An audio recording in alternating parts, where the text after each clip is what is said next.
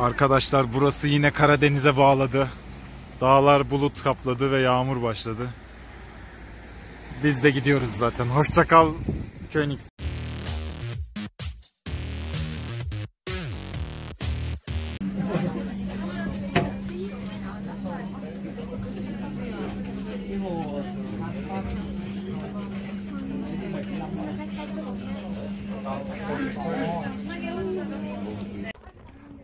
Arkadaşlar şu anda Königsee'de ilerliyoruz. Gemi elektrikli bir gemi olduğu için hem ses hem havayı kirletmiyor. Hem ses kirliliği yapmıyor hem de havayı kirletmiyor. Acayip bir yer burası. Bu su içilebilen bir su. Almanya'nın en temiz gölü olarak geçiyor. Hatta belki de Avrupa'nındır. Çünkü çok temiz gerçekten. Tertemiz bir suyun üstünde gidiyor şu anda gemi. Burası Avusturya sınırında Königssee. Bu gemi uzun, ince bir gemi. Şöyle hafiften çekebileceğim. 80 kişi alıyor yaklaşık.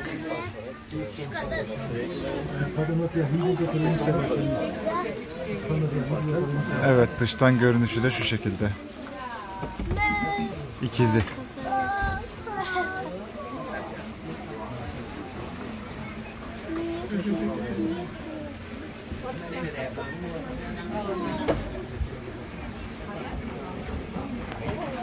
Burası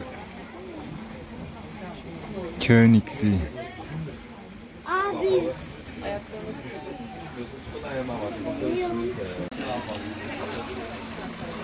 Kahkaha çocukları var aslında.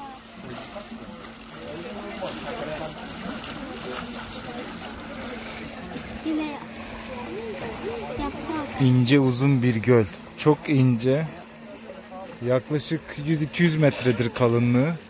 Ama uzunluğu 8 kilometre. 8 kilometre miydi uzunluğu? Lieben Dank für den dringenden Widerhalt. Wir haben dann heute Abend noch dreiteilen müssen, immer das leidige Thema.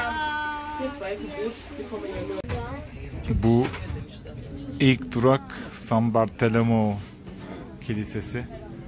Biz burada inmeyeceğiz. Burası da barok tarzı bir yapı.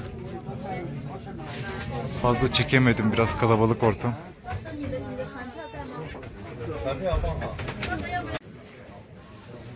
İşte San Bartolomeo Kilisesi bu. Böyle yüksek bir dağın dibine kurmuşlar bu kiliseyi. Biz devam ediyoruz yolumuza. Kilise ziyareti yapmayacağız.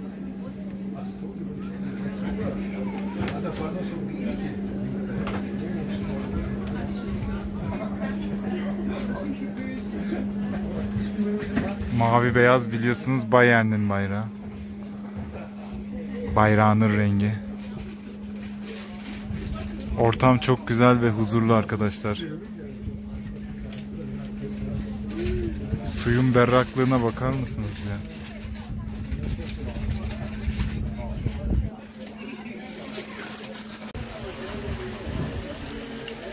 Evet arkadaşlar, gölün son uç noktası gözüktü sonunda. Yaklaşık yarım saat falan sürdü buraya kadar gelmemiz. Tıngır mıngır ilerliyoruz. Gemi tabi hızlı bir gemi değil. Bot. Hızlı bir bot değil fakat yani göl uzun. Gerçekten uzun bir göl. Manzarayı izleyerekten salına salına gidiyoruz. Şimdi size fiyatı açıklıyorum. Bu gemi turuna binmenin cezası 19 euro. Kişi başı 19 euro. 6 yaşından büyük çocuklar için de 9,5 euro. Yani gidiş dönüş olarak düşünün. 19 euro veriyorsunuz kişi başı bu gemi turuna katılmak için. Çek kızım sen. Çek.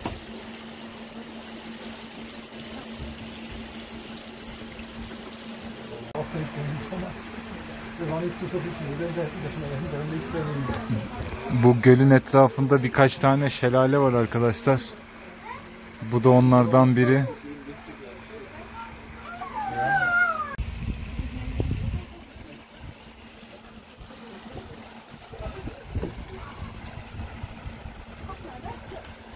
Şu güzelliğe bakın ya. Ne kadar güzel bir yer burası.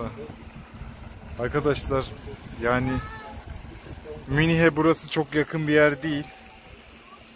Üzgünüm yani, bu yaklaşık 2,5 saat sürüyor. Fakat gelirseniz, fırsatınız olursa mutlaka uğrayın. Çok acayip bir göl burası.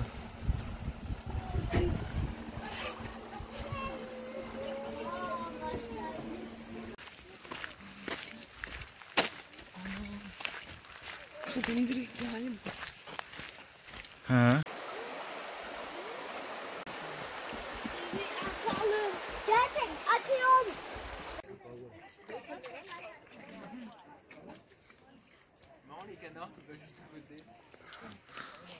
Çıkın tamam ya. Herkes gördü sizi, bir çıkın ya. Şelaleye bakar mısın?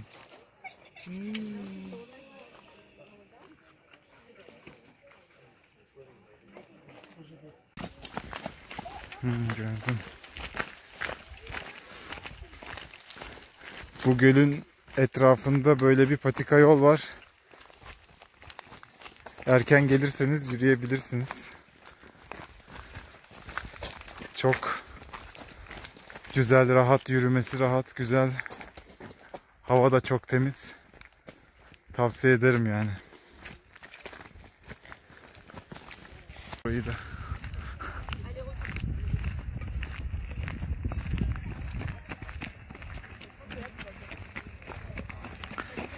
Şu anda Königssee gezimizin sonuna geldik. Saatlerimiz 5.30'u gösteriyor. En son gemi 5'i 55 geçe kalktığı için erkenden geldik sonuna. O kadar. Acayip bir yer ya. Tam bir doğa harikası.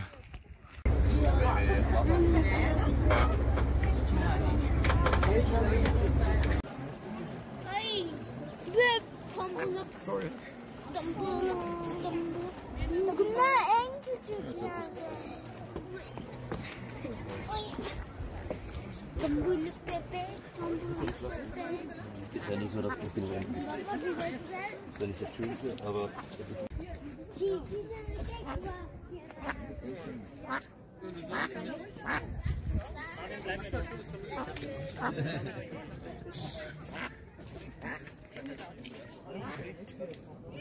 Bak onlar.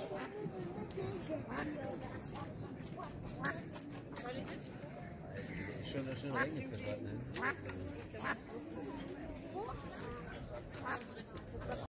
Arkadaşlar burası yine Karadeniz'e bağladı. Dağlar bulut kapladı ve yağmur başladı. Biz de gidiyoruz zaten. Hoşça kal Königssee.